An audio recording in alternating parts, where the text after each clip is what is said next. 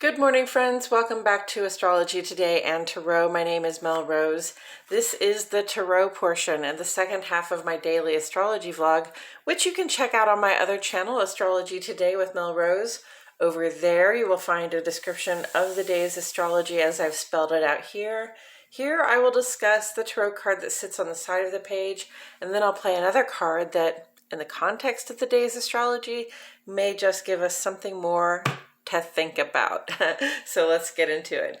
The card that currently sits on the side of the page is the Two of Pentacles, and it's here because it corresponds in astrology with the first 10 days of the first decan of the sun's transit here in the land of Capricorn.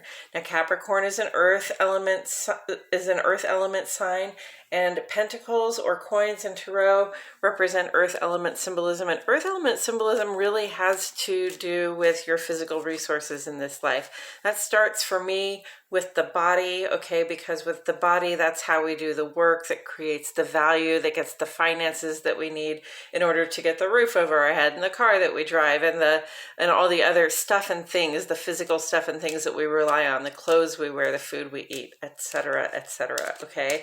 So that's what it's all about. That's what the earth element symbolism is all about. It's about our material resources, sort of, how we how we handle them, how we build value out of them.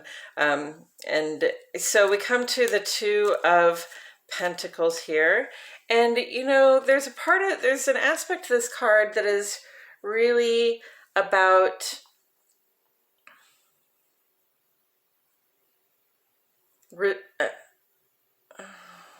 adapting to change. Sorry, I had it in my mind and then it left me and then I had to get it back. So thank you for being patient with me while I did that. It's about being adaptable. Okay, so we have these financial resources, we have these physical resources, we have this one primary physical resource, which is our body, which contains our heart and our mind, right? So sort of our whole self contained in this physical package.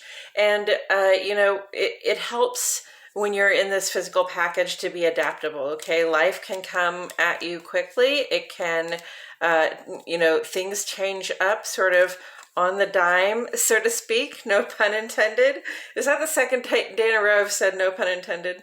Okay, so, dimes, coins, pentacles. Anyway, so, what we have to understand is that no matter how well we have planned, no matter how hard we've worked to maintain good physical safety, security, and support, sometimes, sometimes we get thrown a little curveball, okay? Sometimes the car breaks down when we weren't expecting it to. Sometimes, we have a spell of poor health, or we're struggling physically in some way. We have an injury or something, right?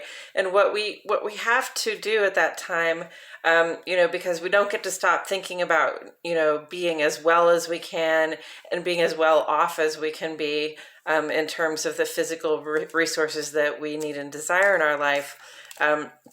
We have to be able to bounce back from it. We have to be somewhat resilient, and we have to be somewhat adaptable to change. Okay, so when those changes hit us, part of seeking to maintain a good balance of resources in your life, and a good work versus life balance, a good work versus health balance, a good balance of getting what you need against getting what you want, a good balance of getting what you desire to get versus what you can get, right?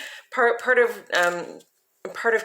maintaining that good balance is so that when changes come along, we can face them, right? Again, with some resilience and with some adaptability, we can take it on.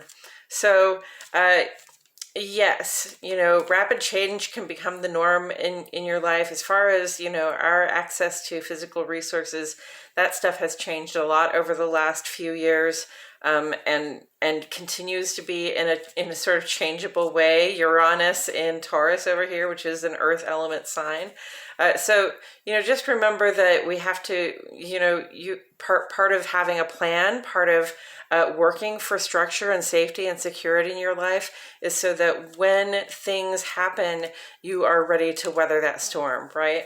you're ready for things to happen that are outside of the plan, so that you have even maybe a contingency plan, right? But at least, like, whatever it is you've built, it's strong enough to go through whatever the changes are. Okay. And with that said, I'm going to turn that over. We got the Six of Cups. This is one we don't get very often. So the Six of Cups is, well, cups is water element symbolism. We've got earth and water, and we have earth and water here. Water element symbolism is about how it feels. It's about the emotions that arise. It's about the things that arise with the emotions, like a physical sensation, like a question, or like a thought or a desire that comes up. Okay, so Six of Cups really points to sort of reverie. Okay, sort of um, a little bit about what has been handed down to us, but also sort of looking back on fond memories of of our younger years. And this one would seem to suggest, and it's often this way in the Six of Cups, this one would seem to suggest that at some point we had a relationship as a child with an adult who was very kind to us and showed us love and appreciation, perhaps at a time when we really needed it. Okay. That's what comes across pretty clearly to me. And then, also there's this invitation to show that same kind of kindness to another younger person, to sort of be that for someone in our lives, because somebody was that for us, right?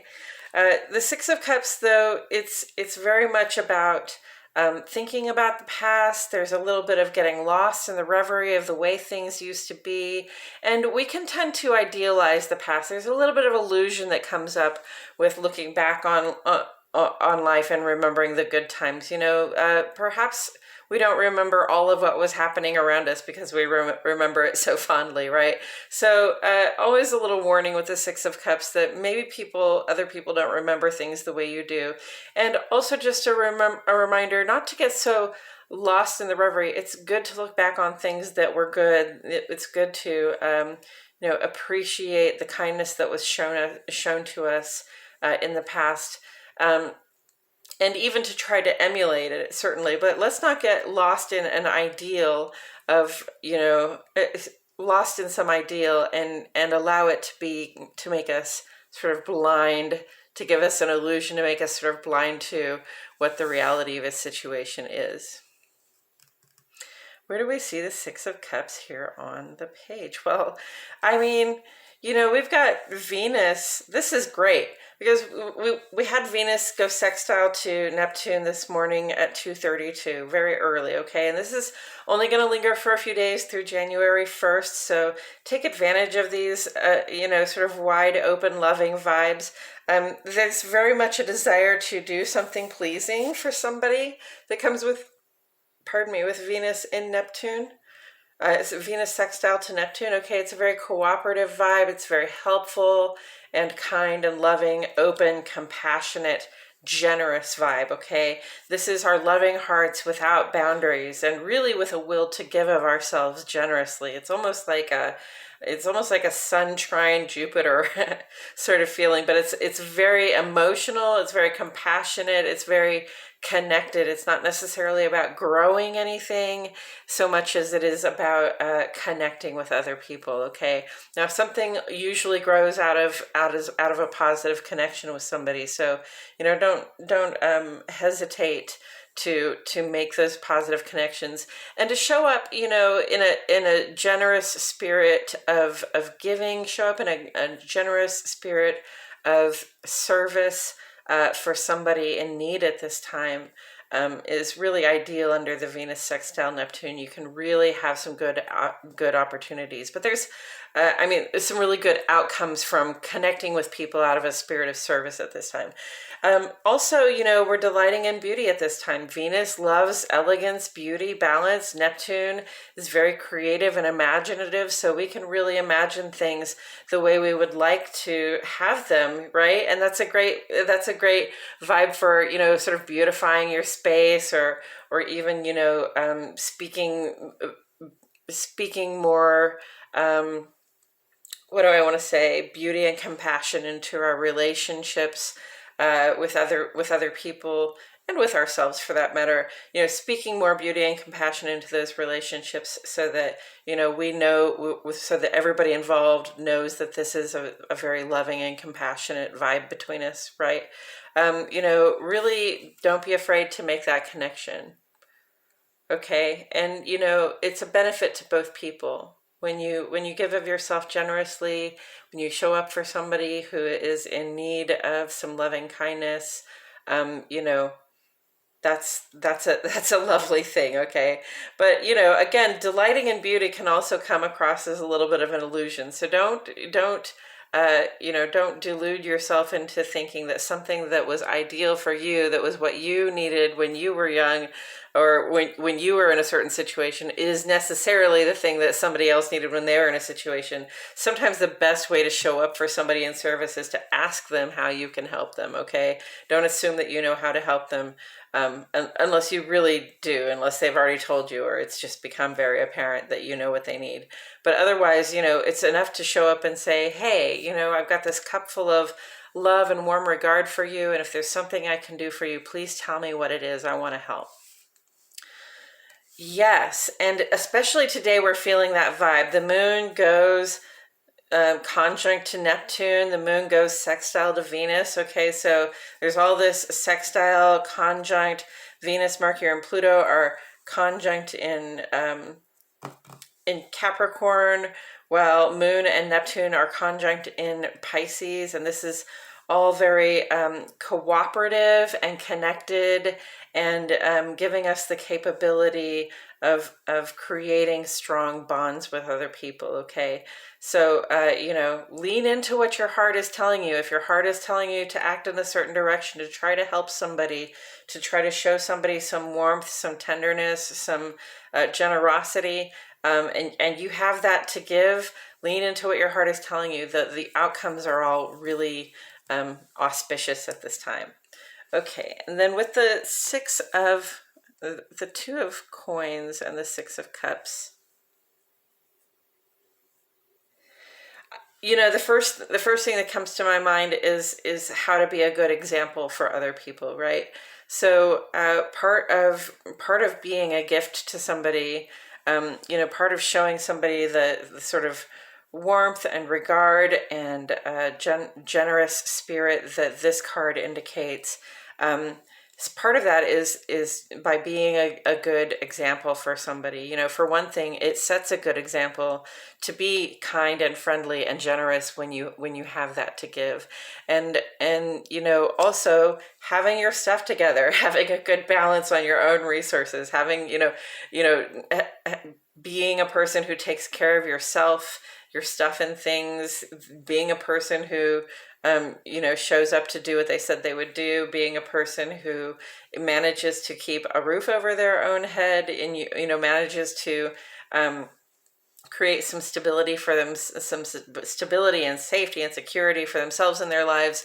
That's a really good gift to give to somebody who is impressionable and in need of good ideas about themselves, right? Like just showing up as a person who is confident in their ability to adapt to change, showing up as a person who is confident in their ability to set the right priorities and to strike the correct balance with the physical resources. And then, being that, also being an example of kindness and generosity to somebody who clearly may require that kind of example, just as confirmation that it's possible, because not everybody comes of age even knowing that it's possible to have that kind of personal security and stability in their lives. Okay, so part of this is so that we can be this, right? We can be a good example, and we can be somebody who shows up for other people when they're in need. And part of being this is being this, like part of being generous and showing up for people when they're in need is, having our own shit together. So they work hand in hand.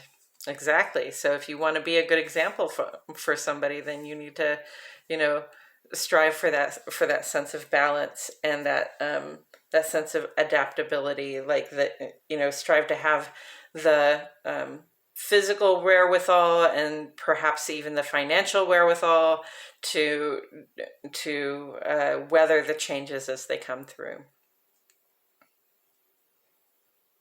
And I believe that's all I have to say about it today, friends.